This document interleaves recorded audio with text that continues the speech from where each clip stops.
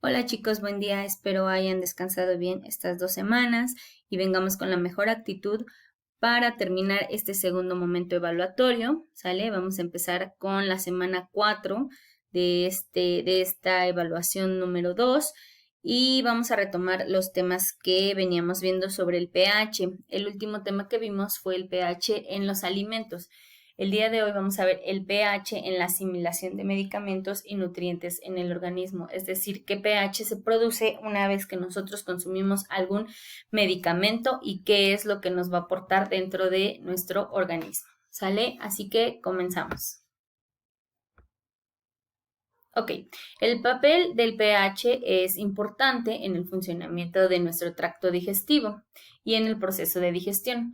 ¿Sale? Entonces, aquí como podemos ver, tenemos un sistema de nuestro aparato digestivo. ¿Sale? El sistema digestivo. Entonces, ¿qué es importante conocer? Que tanto la boca como la faringe y el esófago, tienen un pH, toda esta parte, de 7 a 8. Es decir, están ligeramente básicos. ¿Por qué? Imagínense que esto fuera ácido, nos quemaría por completo. ¿Qué pasa con las personas que tienen reflujo y se les sube esa acidez? Pues les llega a arder todo esto, precisamente porque en medio ácido produce un ardor como si quemara, ¿sale? Entonces lo ideal que tanto la boca como la faringe como el esófago tenga un pH ligeramente básico, entre 7 y 8. Ok, el pH en estos órganos, que ya les comentaba, que es laringe, faringe y boca, es controlado por la saliva, la cual tiene un pH de 6,5 a 7. Si se dan cuenta, es casi neutro, o lo ideal es que sea neutro, ya que favorece la acción de la amilasa salival. ¿Qué es la amilasa salival? Bueno, pues es la saliva que se produce dentro de las glándulas salivales y es la que ayuda a transformar los azúcares o los ácidos en un medio básico o casi neutro para que pueda ser ingerido. En el estómago, debido a la secreción de ácido clorhídrico, acuérdense que después de que llega ese alimento o ese medicamento, el estómago empieza a producir un ácido clorhídrico. Y este ácido clorhídrico tiene un pH entre 1,5 y 3. Y esta acidez que se produce favorece la acción de pepsina, el que actúa sobre las proteínas, es decir, transforma esas proteínas para que sean absorbidas dentro de nuestro intestino delgado. La acidez del estómago también favorece la eliminación de microorganismos presentes en los alimentos. Es decir, esta misma acidez que se produce en nuestro estómago mata a las bacterias que nos podrían ocasionar algún daño en nuestro sistema, ¿sale? O en nuestro organismo. La mayoría de estos enzimas se inactivan en un medio ácido, es decir, son controladas o son destruidas en ese medio ácido que se produce gracias al ácido clorhídrico que se produce en el estómago. En el duodeno, que es la primera parte del intestino delgado, es decir, después del estómago pasa al intestino delgado y se llama duodeno. La primera parte del intestino delgado. Las secreciones intestinales ayudan a balancear el pH para activar las enzimas digestivas. ¿Sale? El valor de pH en esta parte del intestino, ¿sale? Varía entre 5 y 7.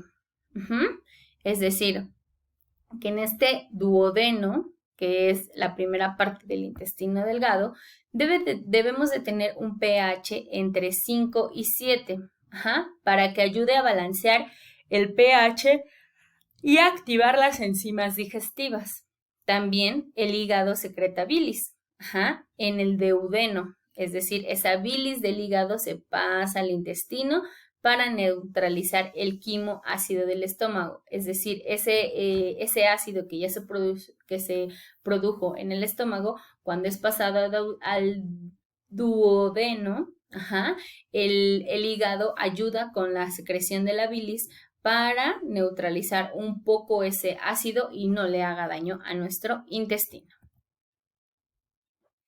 A su vez, el páncreas, aquí tenemos la imagen del páncreas, a través de su conducto pancreático vacía ese jugo pancreático, ¿sale? El cual contiene enzimas y bicarbonato para crear un ambiente neutro, ¿sale? Entonces vean cómo tanto en el hígado como en el páncreas ayuda a neutralizar ese ácido del estómago para que pueda ser pasado el alimento o el medicamento hacia nuestro intestino.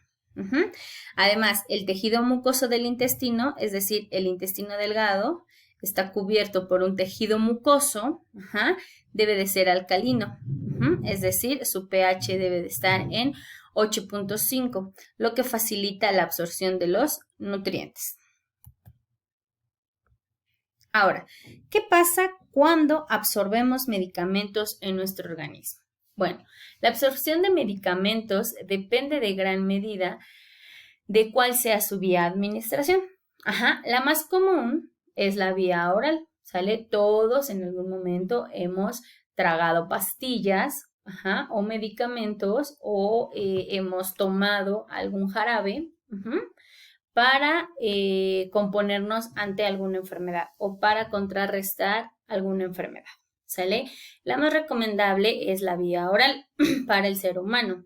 Por esta vía, el fármaco entra al organismo después de la deglución, es decir, después de pasar por la boca, la saliva y todo eso, la deglución.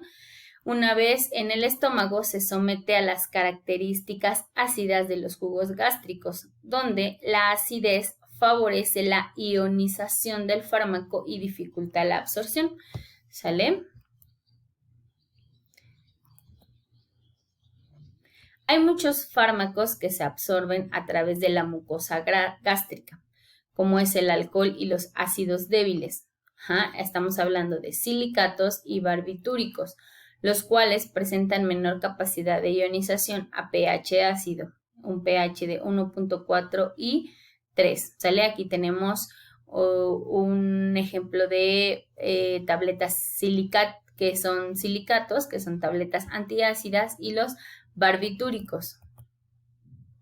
Ahora, en el intestino delgado, el yeyuno e ileón, aquí está el yeyuno e ileón, es una parte de nuestro intestino delgado, el pH va de 7 a 8. ¿Qué pasa?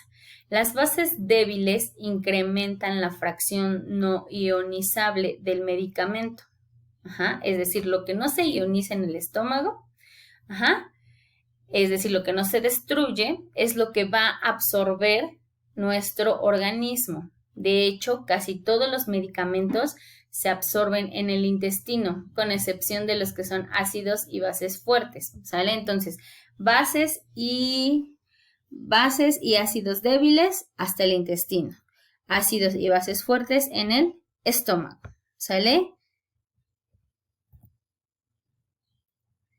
Veamos, la ionización de los fármacos por efecto del pH también es útil para la eliminación a través de la orina.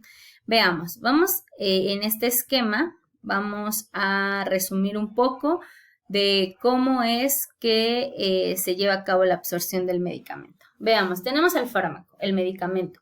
Es absorbido por nuestra boca, cómo entra, pasa por nuestra laringe, por nuestro esófago, llega a el estómago, donde se lleva a cabo el metabolismo con ayuda del hígado y del páncreas, y se empieza la distribución de a dónde se va a dirigir, o se empieza a transportar, ¿sale?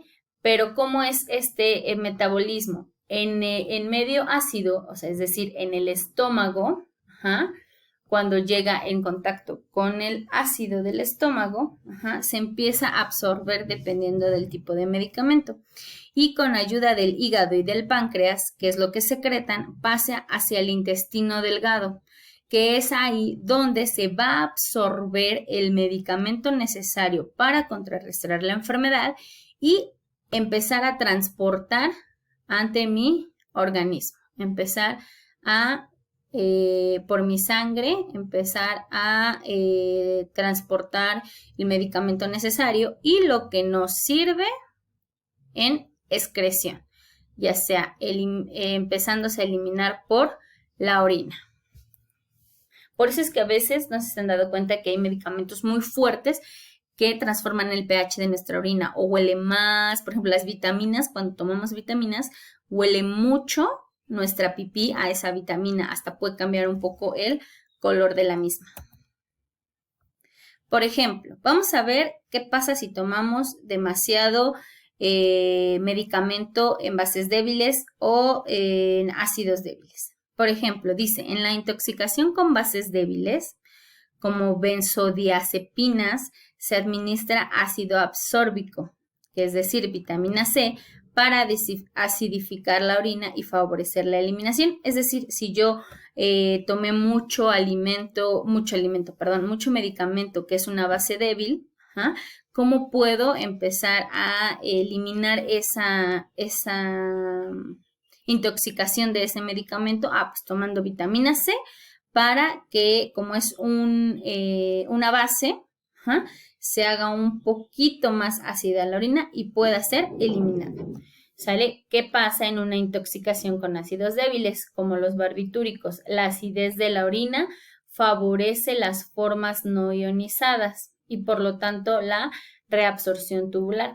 Es recomendable alcalinizar la orina con bicarbonato de sodio para favorecer la eliminación. Ahora, lo contrario, si yo me intoxiqué con un medicamento ácido, pues meto un poco de base para poder favorecer la eliminación. ¿Sale? Entonces, vean cómo es importante conocer qué es lo que provocan esos medicamentos en nuestro organismo. ¿Sale? Entonces, de actividad no hay actividad, solo es hacer su clase con todo y las ilustraciones que están en el video, ¿sale? En las diapositivas.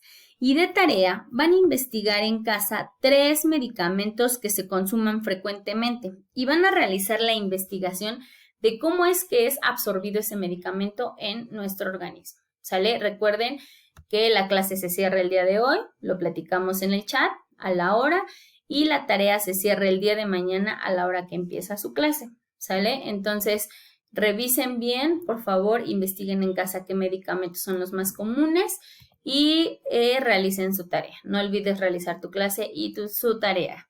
Muchas gracias, chicos. Nos vemos el día de mañana. Saludos.